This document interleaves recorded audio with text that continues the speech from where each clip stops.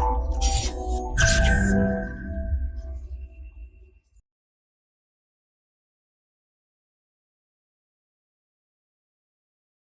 Friends, this is Gautam Pandey. Welcome to forum IAS. दोस्तों, back to school के इस session में फ़िलहाल हम आपके साथ क्लास 12 की एनसीईआरटी डिस्कस कर रहे हैं और हमारे साथ है चैप्टर 2। चैप्टर 2 में हमने देख लिया था, बहुत सारा सेक्शन डिस्कस कर लिया था लास्ट वीडियो तक। लास्ट में हमारा जो लास्ट सेक्शन है सोशल एंड इकोनॉमिकल कंडीशन थी, इसको डिस्कस करना था। तो इकोनॉमिकल कंडीशन कैसी थी हमने डिस्कस कर लिया था। तो आज की वीडियो में हम सोशल और कल्चरल लाइफ कैसा था 18th सेंचुरी में, उसे डिस्कस करेंगे। तो स्टार्ट करते हैं। तो सबसे पहले हम एजुकेशन को देखते हैं। एजुकेशन कैसा था उस समय का, 18th सेंचुरी का। याद कीजिए, वो समय है जब एक तरफ मुगल डिक्लाइन हो चुके हैं, मराठा इमर्ज हो रहे थे, दूसरी तरफ अंग्रेज भी इंडिया में आ चुके थे। तो ऐसे में जो हमारा एजुकेशन सिस्टम था वो उतना बुरा नहीं था जितना कि लेटर ऑन बाद में 19th सेंचुरी में देखने को मिलेगा।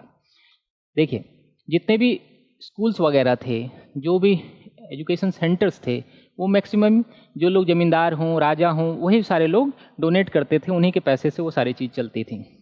और उस समय की जो ऑफिशियल लैंग्वेज थी, याद कीजिए, जब मुगल रूल कर रहे थे तो क्या पर्शियन में इंपॉर्टेंट लैंग्वेज हो गया था। फारसी ही भाषा में हर एक चीज़ लिखी जाती थी, पढ़ी जाती थी।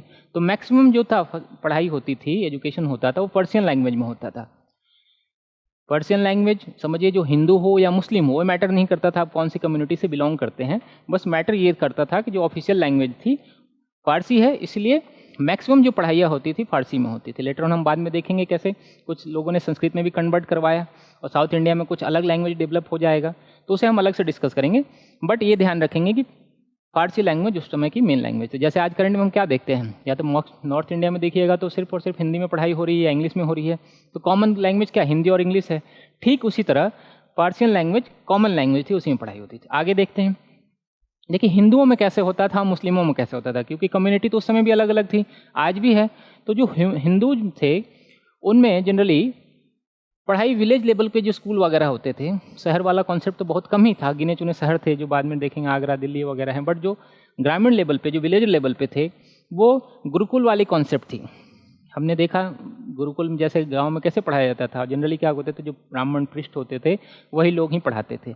सेम मुस्लिमों में क्या होता था, मुस्लिमों में मकतब हुआ करते थे, जिसे हम आज देखिए क्या कहते हैं कि जहाँ मॉस्क्यू में जाइएगा आप, वहाँ पे मदरसे वगैरह होते हैं। सेम चीज़ वही मकतब कहा जाता था उस समय। मकतब में जो आपके मस्जिद के अंदर ही होता था, मस्जिद के अंदर ही होता था मकतब, वहीं पर पढ़ाई होती थी। और जनरली जो उलेमा वगैरह होते थे, मुल्ला होते थे, वही लोग इन्हें पढ़ाते थे। तो ये हमने देख लिया एजुकेशन सिस्टम। आगे देखते हैं जरा। देखिए, एजुकेशन सिस्टम में एलिमेंट्री मैथ्स वगैरह, जो हम अंकगणित जिसे कहते हैं, वो जनरली विशेष तौर पे पढ़ाई जाती थी। मैथ्स वगैरह पर ज़्यादा फोकस किया जाता था। साथ ही साथ जो रीडिंग राइटिंग वगैरह जो भी चीज़ें होती थी, वो सारी बेटर ऑप्शन थी। ये जो एजुकेशन सिस्टम हमने देखा 18th सेंचुरी वाला, ये उतनी भी बुरी नहीं थी जितना कि 19th सेंचुरी में, हम जब ब्रिटिशर्स रूल करना इंडिया में स्टार्ट करेंगे तब देखते हैं होता है। 19th सेंचुरी में आगे जो हमारा एजुकेशन सिस्टम था वो और वर्स्ट हो जाता था। देखिए, इस समय बहुत सारे ब्रिटिशर्स ने, जो हिस्टोरियन थे या जो लोग रूल कर रहे थे यहाँ पे बाद में, जो कर्जन वगैरह हों या डलहौजी वगैरह हों, बहुत सारे लोगों ने अपने ऑटोबायोग्राफी वगैरह में मेंशन किया कि उस समय की जो स्कूलिंग थी, जो एजुकेशन था, वो उतना बुरा नहीं था जितना कि बाद में देखने को मिला। और कहा जाता है कि जो इंडियन लोग थे वो पढ़ने लिखने में ज़्यादा होशियार थे और जो ब्रिटिशर्स थे उनसे अगेंस्ट में। आगे देखते हैं हम। देखिए, कम्युनिटी लेवल पे कैसी कंडीशन थी, हिंदुओं का कैसा लाइफस्टाइल था, मुस्लिम्स के क्या लाइफस्टाइल थे, उसे देखते हैं एक बार। देखिए, हिंदू जो थे जनरली उनका जो सिस्टम था वो कास्ट सिस्टम में बटा हुआ था। एक फीचर्स, सेंट्रल फीचर्स क्या था उनका, कास्ट में। आज भी देखिए कास्टिज्म आज भी है और उस समय भी था, ये पहले से चला आ रहा है। तो ऐसा नहीं कि 18th सेंचुरी में कुछ अलग था, 19th सेंचुरी में कुछ अलग हो गया, ऐसा बिल्कुल नहीं हुआ। 18th सेंचुरी में देखिए, जो हिंदू था, मेन 4 वर्ण थे। 4 वर्ण कौन कौन से, एक हमारा ब्राह्मण, दूसरा है क्षत्रिय और तीसरा है वैश्य और शूद्र। ऐसा नहीं कि बात यहीं पे आके रुक जाती थी। इन 4 वर्णों के अलावा बहुत सारे ऐसे छोटे छोटे कास्ट थे, छोटी छोटी कम्युनिटी थी, जिसमें हमारी पूरी की पूरी हिंदू सोसाइटी बटी हुई थी। तो मेन कास्ट हो गए 4, जो कि हमने डिस्कस कर लिया। ब्राह्मण, क्षत्रिय, वैश्य और शूद्र, बाकी छोटे छोटे और भी। आज भी देखिए करंट में भी हैं, इतनी सारी जातियां हैं कि आप याद करना चाहें तो शायद पूरी तरह से याद नहीं कर पाएंगे। तो ये जो कास्ट सिस्टम है वो सबसे चला आ रहा है और पता नहीं कब तक चलेगा। लेटर ऑन इस पर हम डिस्कस में नहीं जाते। एक चीज़ इंपॉर्टेंट था कि जो ब्राह्मण थे, जो ब्राह्मण सबसे टॉप मोस्ट अपने आप को सबसे सुपीरियर समझते थे, वो जितने भी विशेष पावर थे, समझिए एक तरह से जितने भी मोनोपोली थी उनकी, सोशल प्रेस्टीज के तौर पर सबसे ऊंचा अपने आप को मानते थे। जनरली उस समय कहा जाता है कि कास्ट सिस्टम इस अदर पे आ गया था कि कोई किसी के छुआ हुआ चीज़, अनटचेबिलिटी जिसे हम लेटर ऑन देखते हैं, वो सारी चीज़ें फीचर्स उस समय देखने को मिलती थी। और ब्राह्मण अपने आप को सुपीरियर समझते थे। उसके बाद क्षत्रिय हुए, वैश्य हुए, शूद्र हुए, जो बाकी जो लोअर कास्ट थे, और वो समझिए उनकी लाइफ कैसे होगी। तो बहुत ज़्यादा डिफरेंसेस थे उस समय में, और ब्राह्मण अपने आप को सुपीरियर समझते थे। देखिए कास्ट का जो डिटर्मिनेशन होता था वो जनरली, जैसे आप कोई काम करते हो और जैसे आप टीचर हो, शिक्षा काम में लगे हो तो अलग आपका कास्ट हो गया। आप कारपेंटर के काम कर रहे हो तो कारपेंटर वाला आपका कास्ट हो गया। आप आयरन से रिलेटेड काम कर रहे हो, मिट्टी से, सॉइल से रिलेटेड काम कर रहे हो, तो ऐसे ही कैटेगराइज होता था। तो ये एक सबसे इंपॉर्टेंट पॉइंट था जो लेटर ऑन हम आज भी देखते हैं। अगर आप विलेज लेवल पर जाइएगा तो देखिएगा कि जो लोहे से संबंधित काम कर रहा है वो लोहार है, जो कारपेंटर वाला काम कर रहा है वो बढ़ई है। तो ये कास्टिज्म आज भी चल रहा है वो काम से रिलेटेड। लेकिन लेटर ऑन इसमें भी देखेंगे हम बहुत सारे एग्जाम्पल कि बहुत सारे लोग ऐसे भी थे जिन्होंने अपने कास्ट से हट कर अपने अलग काम करने शुरू किए। जैसे कि ब्राह्मणों को भी इसमें डिस्कस किया गया है कि एक तरफ ब्राह्मण क्या है, पूजा पाठ भी करा रहा था, दूसरी तरफ कहीं रूल भी कर रहा था।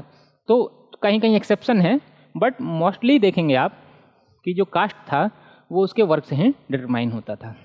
आगे देखिए क्या है, तो कास्ट सिस्टम में सबसे एक वर्स्ट कंडीशन क्या थी, इस कदर कास्ट सिस्टम फैला हुआ था कि लोग ऊंची जाति के, जो सो कॉल्ड ऊंची जाति के लोग थे, वो लोअर क्लास के लोगों के टच किए हुए खाना पीना वगैरह भी यूज नहीं करते थे। और कहा जाता है कि जब upper class, so called upper class के लोग ट्रबल करते थे तो आसपास के जो लोअर क्लास के लोग हैं वो आसपास नहीं दिखते थे। तो सोचिए कि इस समय कंडीशन कैसी थी। हम बाद में भी देखेंगे, आज भी है वो सारी चीज़ें, बट उतनी सारी हम देखने को नहीं मिलते जितना कि 18वीं सेंचुरी में हमें देखने को मिला। आगे देखते हैं हम। देखिए अब देखिए हिंदुओं में तो हमने देख लिया, उस समय मुस्लिमों की लाइफ कैसी थी उसे भी डिस्कस कर लेते हैं। देखिए मुस्लिम ऐसा नहीं कि कुछ अलग थे, कास्टिज्म सिस्टम उनमें भी था, जैसे हिंदुओं में था सेम वैसे ही मुस्लिमों में था। ऐसा नहीं कि मुस्लिम एक जैसे हैं और सभी एक बराबर हैं, उनमें भी कास्ट सिस्टम थे, उनमें भी रेस, ट्राइब वगैरह के हिसाब से बहुत सारी चीज़ों में डिवीजन होता रहता था। जो उसमें भी अपर क्लास का मुस्लिम है, लोअर क्लास का मुस्लिम है, तो उसे देखते हैं। देखिए जरा, और दूसरा एक फीचर्स था मुस्लिमों में, दो, एक शिया और सुन्नी कम्युनिटी थी जो आज भी है। हम देखेंगे शिया और सुन्नी कम्युनिटी कैसे आज भी एक दूसरे के खिलाफ लड़ते रहती है। तो ये सिस्टम हम 18वीं सेंचुरी में भी देखने को मिलता है, शिया और सुन्नी वाला। तो ये डिबेट में हम नहीं जाते, हम 18वीं सेंचुरी के लाइफ को देखते हैं। और मुस्लिमों का कैसा कंडीशन था, देखिए जो मुस्लिम थे, कोई ईरानी था, कोई अफ़गानी था, कोई तुरानी था और कोई हिंदुस्तानी था। मुस्लिम भी तो बहुत हो गए, कोई तुर्की से आया, कोई अफ़गानिस्तान से आया, तो सब अपने आप को सुपीरियर समझते थे। तुर्की समझते थे तुरानी कि हम ज़्यादा सुपीरियर हैं हिंदुस्तानी मुस्लिम से, उधर अफ़गानी समझ रहे हैं कि हम ज़्यादा सुपीरियर हैं, ईरानी समझ रहे हैं कि हम ज़्यादा सुपीरियर हैं।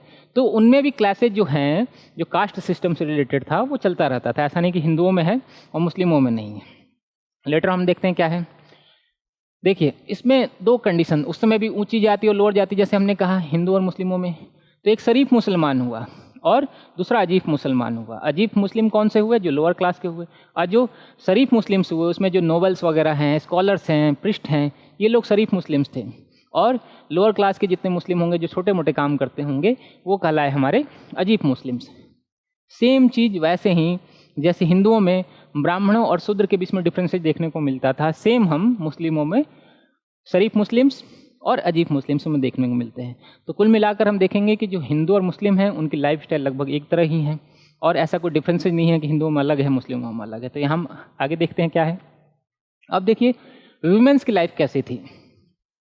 देखिए वुमेन्स की लाइफ पहले से ही थोड़ी स्ट्रगलफुल चली आ रही थी। हम पहले लाइफ टाइम देखते हैं 18वीं सेंचुरी से पहले में भी तो लाइफ उनकी उतनी अच्छी नहीं थी, बट 18वीं सेंचुरी में कुछ एरिया में देखेंगे कि लाइफ उनकी बहुत अच्छी है और कुछ एरिया में देखेंगे कि उनकी लाइफ बहुत बुरी है। कैसे? जो मेन फैमिली फीचर्स वो पैट्रियार्टिकल था, पितृसत्तात्मक जिसे हिंदी में कहते हैं। फैमिली का जो चीफ कौन सा होगा, जो फैमिली का सबसे एल्डर मेंबर होगा, मेल मेंबर, आज भी अगर आप बहुत सारे एरिया से बिलोंग करते हैं तो देखते होंगे कि आपकी पापा की बात ज़्यादा मानी जाती है ना कि मम्मी की बात। तो मतलब जो पेट्रियार्कल सोसाइटी हमारी चली आ रही है, पितृसत्तात्मक समाज, वो महिलाओं को नीचा दिखाता था और पुरुष ही प्रधान ज़्यादा हो जाते थे, मेल फीचर्स हो जाते थे। तो ये सेम चीज़ हमें 18वीं सेंचुरी में भी देखने को मिलता है। महिलाओं को फिर भी पर्दे में रखा जा रहा था। आगे देखिए क्या था, सेम चीज़ देखिएगा। यहाँ पे एक पॉइंट याद करने वाली बात है कि नॉर्थ इंडिया में कुछ अलग चल रहा था और साउथ इंडिया में कुछ अलग। नॉर्थ इंडिया में हम देखेंगे पेट्रियार्टिकल सोसाइटी चल रही है, बट साउथ में जो केरला को हमने डिस्कस किया था आपके साथ, मार्तंड किंग वगैरह, तो वहाँ पे ये पेट्रियार्टिकल सोसाइटी जो थी नहीं दिख रही थी। वहाँ पर अलग तरह का था। ऐसा नहीं कि सिर्फ जो मेन लीडर होगा, फैमिली का बॉस होगा, वो फीमेल मेल होगा, वहाँ पर फीमेल भी होते थे। तो ये पॉइंट हम जरा याद रखेंगे। आगे देखते हैं हम।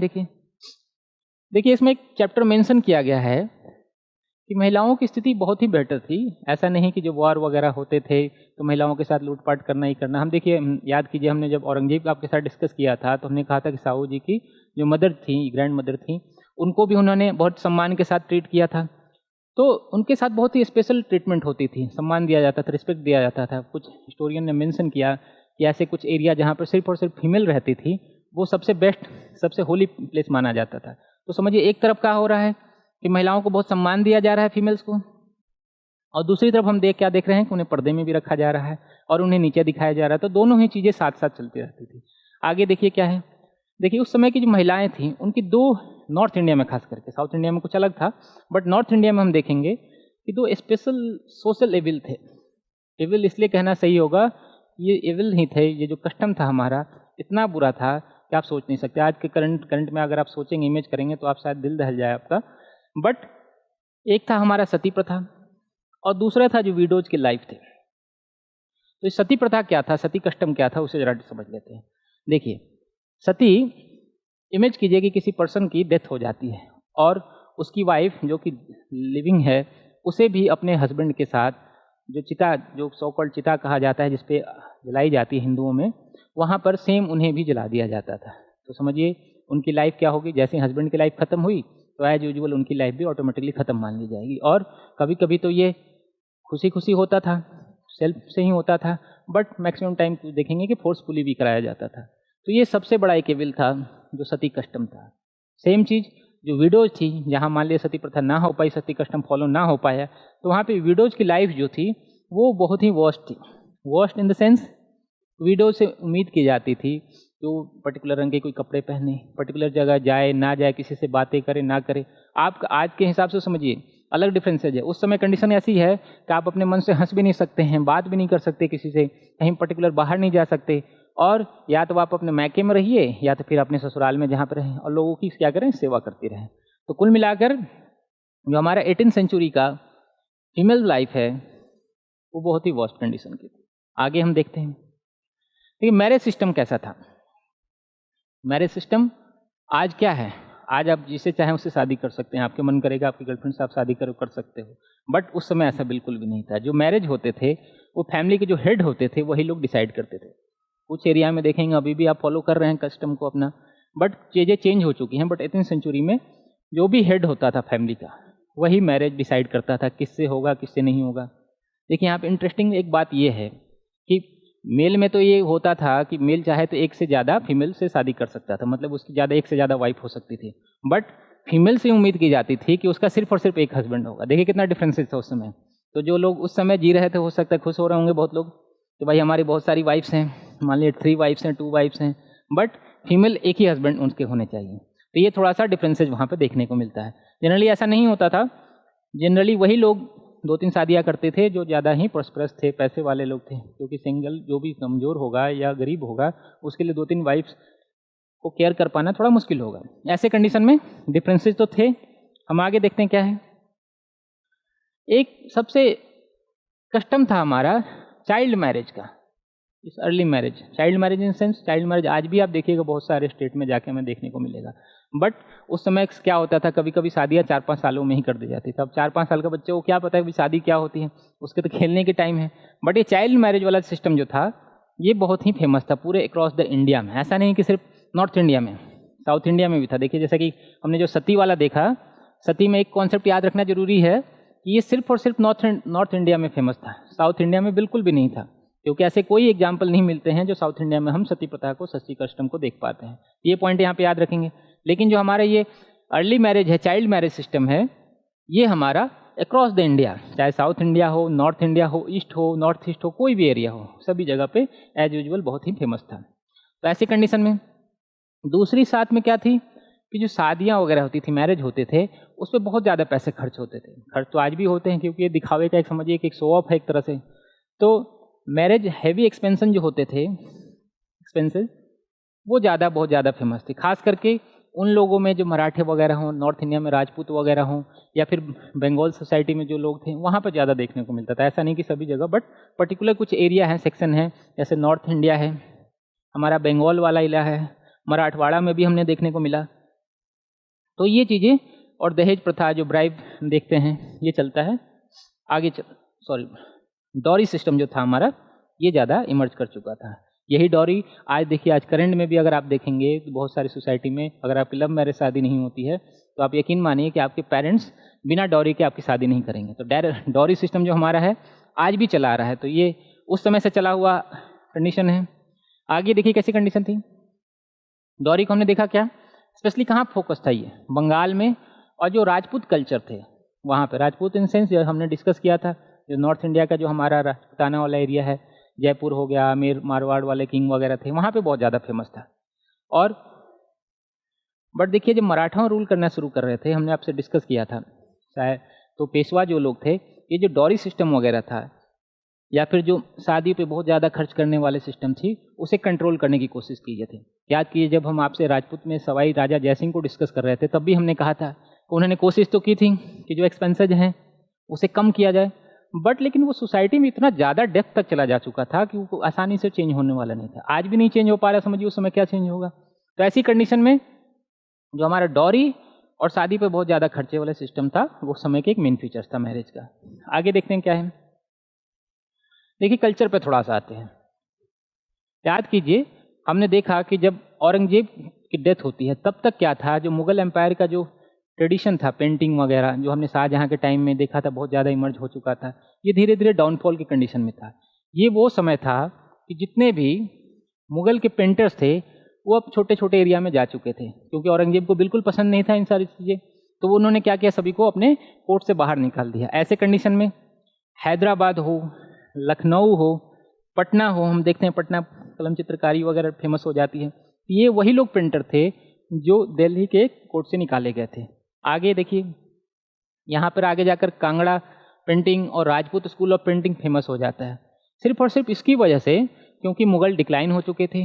डिक्लाइन होने से पहले ही औरंगजेब ने इन लोगों को अपने कोर्ट से बाहर निकाल दिया था। तो जो पेंटिंग वाला कंडीशन था वो डिक्लाइनिंग फेज में था, पूरा की पूरा पेंटिंग पूरा हमारा डिक्लाइन हो रहा था।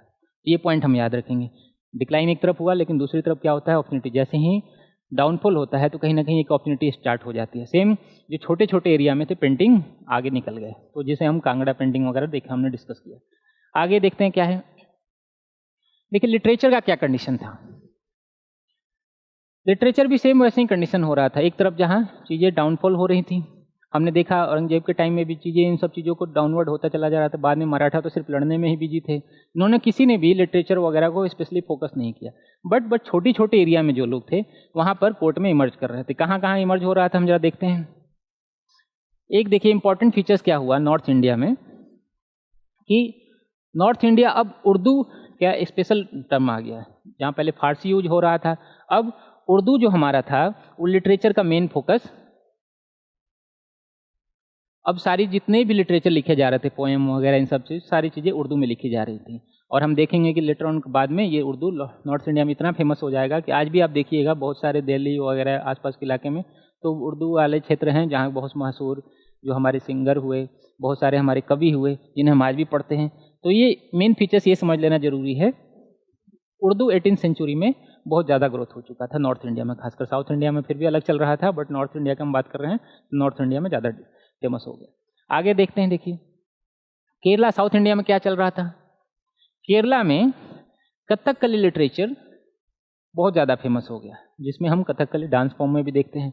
ये चीज़ देखिए, साउथ इंडिया में जितने भी लिटरेचर लिखे गए उन्हीं को डांस फॉर्म में फिर क्रिएट किया गया, बताया गया। तो कथकली जो हमारा था पहले लिटरेचर फॉर्म में आया और फिर डांस फॉर्म में आ गया। हमने क्या कहा, जैसे ही सेंट्रल एरिया से अगर कोई चीज़ें डिजॉल्व होती हैं, डाउनफॉल होती हैं, तो वो आसपास की चीज़ों में जाकर डेवलप हो जाते हैं। सेम चीज़ वही हुआ, हमने सेंट्रल में देखा, मुगलों में जैसे ही डाउन हुआ लिटरेचर वगैरह, पेंटिंग वगैरह, तो साउथ में, नॉर्थ में, अदर जाके डेवलपमेंट हो जाता है। आगे देखते हैं क्या हुआ। साउथ में देखिए, तेनु मनवार एक सितर पोइट्रेट थे, इन्होंने क्या किया, अगेंस्ट द टेम्पल रूल जो भी थे उनके अगेंस्ट में जाकर लिटरेचर वगैरह लिखे, तो वो उस समय फेमस होता चला जा रहा था। सितर जो समझिए पोइट्री है, ये बहुत फेमस हो गया हमारा साउथ इंडिया में। तो इस पर कभी कभी क्वेश्चन पूछ लिया जाता है कि सितर जो पोइट्री थी कौन से एरिया की थी, कहाँ की थी, तो ये पॉइंट हम याद रखेंगे। आगे देखते हैं नॉर्थ ईस्ट में क्या चल रहा था। देखिए, नॉर्थ ईस्ट में जो अहोम रूलर थे उन लोगों के हेल्प से, संरक्षण से, जो हमारा लिटरेचर था नॉर्थ इंडिया में, नॉर्थ ईस्ट एशिया में, सॉरी एशिया में नहीं, इंडिया में, वो डेवलप होता चला जा रहा था। आगे देखते हैं पंजाब साइड में क्या चल रहा है। वेस्ट में आपने अक्सर हीर रांझा की कहानी सुनी होगी, बट देखिए ये वही समय है, 18th सेंचुरी वाला समय, जब वारिस शाह पंजाबी लैंग्वेज में हीर रांझा की स्टोरी लिखते हैं। अब ये हीर रांझा की स्टोरी रियल है या कुछ आर्टिफिशियल है, ये कहना गलत होगा, बट ये हीर रांझा की स्टोरी इसी समय में फोकस हुई है और इसी समय ज़्यादा चर्चा में आई है। तो ये पॉइंट याद रखेंगे, 18th सेंचुरी का टाइम का है। आगे देखते हैं, इस समय देखिए उर्दू एक तरफ बढ़ रहा था, दूसरी तरफ सिंधी लिटरेचर भी धीरे धीरे इमर्ज कर रहा था। क्यों? क्योंकि अब वो लोग जो मेन रूलर थे अब डाउनफॉल हो चुके थे, तो जो छोटे छोटे एरिया थे वो इमर्ज करना स्टार्ट कर रहे थे और उनके जो कल्चर कस्टम वगैरह थे वो डेवलप कर रहे थे। ऐसे में सिंधी लिटरेचर जो था शाह अब्दुल लतीफ़ के लीडरशिप में, जो मेन पोएट थे उनके लीडरशिप में देखिए बहुत आगे तक चला जाएगा। यहाँ तक हमने लिटरेचर वाला सेक्शन देख लिया। अब देखते हैं कि साइंस वाला कंडीशन क्या चल रहा था, विज्ञान के क्षेत्र में क्या चल रहा था। देखिए विज्ञान के क्षेत्र में, साइंस के क्षेत्र में जो हमारा 18th सेंचुरी का इंडिया था बहुत ही फेल्ड था। फेल्ड इन सेंस कैसे? एक तरफ समझिए यूरोप में इंडस्ट्रियल रेवोल्यूशन हो रहा है, बहुत सारी कंपनियां बैठाई जा रही, फैक्ट्री खुल रहे हैं। दूसरी तरफ इंडिया के लोग जो थे अपने आप को चेंज करने को तैयार नहीं थे, वो अभी भी पुराने जो कस्टम चले आ रहे थे उन्हें ही फॉलो करना चाहते थे। कुछ भी नया एग्रीकल्चर में हो या आर्मरी में हो, कहीं पे भी देखेंगे आप बहुत ज़्यादा बड़ा कोई चेंज देखने को नहीं मिलेगा। एक्सेप्शन इसलिए है, टीपू सुल्तान के साइड में हमने साउथ इंडिया में देखा कि उन्होंने साइंस टेक्नोलॉजी को बढ़ाने की कोशिश की। नॉर्थ में जो हमारे सवाई राजा जय सिंह उन्होंने थोड़ा सा डेवलपमेंट करने की कोशिश की, बट ओवरऑल अगर आप देखेंगे तो बहुत ज़्यादा कोई डेवलपमेंट देखने को नहीं मिलता है साइंस में। बहुत ज़्यादा वेस्ट जो हमारा वेस्टर्न यूरोप वगैरह है उससे बहुत पीछे था, ये पॉइंट हमने देख लिया। अब आते हैं हम, जो हमारी सोशल कंडीशन थी, कम्युनल हार्मोनी की कंडीशन कैसे थी। देखिए उस समय का जो समाज था वो आज के जैसा समाज नहीं था। आज हम क्या है, हिंदू, मुस्लिम, सिख, ईसाई बहुत सारी कम्युनिटी में बटे हैं और सभी एक दूसरे से लड़ते मरते रह रहे हैं। लेकिन उस समय का जो हमारा 18th सेंचुरी का सोसाइटी था वो बिल्कुल डिफर था आज के समय।